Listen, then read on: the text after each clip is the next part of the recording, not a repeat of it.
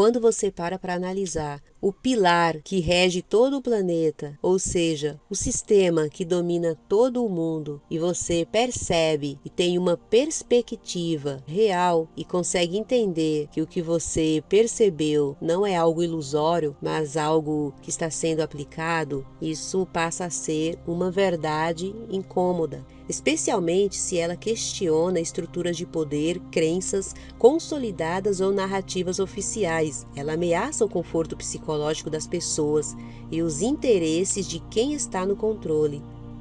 E qual é a reação mais comum?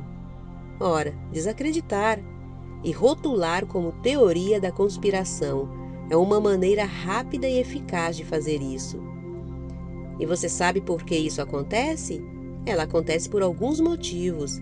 Mecanismo de defesa psicológico. Aceitar uma verdade incômoda exige repensar o mundo, e isso dá trabalho emocional. É mais fácil chamar de loucura do que admitir que fomos enganados, que erramos ou que há algo de muito errado no sistema. Controle social. Quem detém o poder tem interesse em manter as massas alinhadas, controladas, moldadas, alienadas. E uma ideia que ameaça essa ordem pode ser deslegitimada com um simples rótulo. E teoria da conspiração virou sinônimo de não leve a sério. O efeito manada. Se a maioria chama de loucura, poucos têm coragem de bancar o estranho, pois agindo assim, ele vai contra o instinto de pertencimento. Tem até uma frase que diz: primeiro te ignoram, depois riem de você, depois lutam contra você e então você vence. A observação que eu faço é que vencer aqui não é de maneira alguma tomar partido ou defender uma bandeira ou virar um ativista da causa. Vencer é você saber da existência de muitas coisas das quais estavam ocultas. E você sabendo da existência disso, você fica mais prevenido, fica mais atento.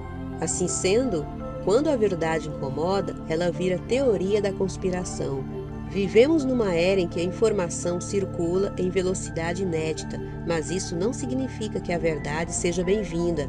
Paradoxalmente, quanto mais uma verdade ameaça as estruturas de poder, mais ela é rechaçada.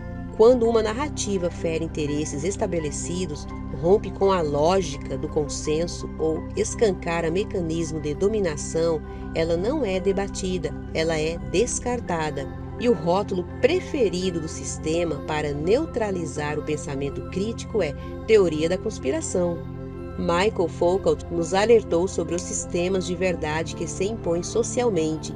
A verdade não é algo neutro, mas produzida por discursos que se legitimam através de instituições, práticas e relações de poder. Aquilo que chamamos de verdade é, na realidade, o que foi sancionado pelas estruturas dominantes como tal. O que escapa a esse controle é marginalizado, silenciado ou deslegitimado. Ou seja, não é raro que a verdade mais incômoda seja justamente aquela que o sistema se empenha em ridicularizar. E para isso eles têm muitos meios e muitas ferramentas. Um deles, mais abrangente e eficaz, é a mídia, é o poder midiático. Chomsky, por sua vez, denunciou como a mídia, ao invés de cumprir o papel de vigilância democrática, age como um aparelho ideológico que fabrica consenso e molda a opinião pública para servir aos interesses do sistema, da elite dominante política e econômica. Tudo o que ameaça esse consenso hegemônico é prontamente etiquetado como não confiável, radical ou conspiratório. A rotulagem serve aqui como uma forma sofisticada de censura. George Orwell já havia intuído esse fenômeno quando escreveu 1984.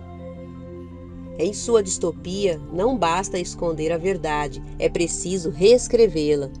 A linguagem, os fatos e a memória coletiva são todos moldados por um Estado que manipula o real. A semelhança com os mecanismos atuais não é mera coincidência. Hoje, quem desafia o status quo é muitas vezes reduzido à caricatura do paranoico. Do ponto de vista da psicologia social, isso também se explica pela teoria da dissonância cognitiva, quando uma informação contraria nossas crenças mais profundas, especialmente aquelas ligadas à religião, ao sistema político ou à moral coletiva, a tendência comum é rejeitá-la para evitar o desconforto psíquico. Assim, negar uma verdade, algo que é perceptível, se torna um ato de autopreservação emocional. Acusar de teoria da conspiração tornou-se, portanto, um instrumento ideológico. Ele serve apenas para silenciar questionamentos legítimos, críticas fundamentadas, perspectivas e análises que demandam enfrentamento da realidade. A verdade, quando se torna perigosa, precisa ser desacreditada. E quanto mais ela fere, mais se investe em sua anulação simbólica.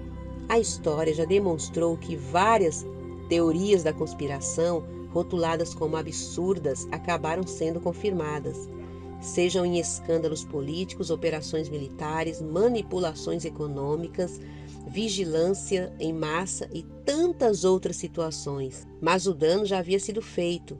A dúvida foi desacreditada antes mesmo de ser debatida.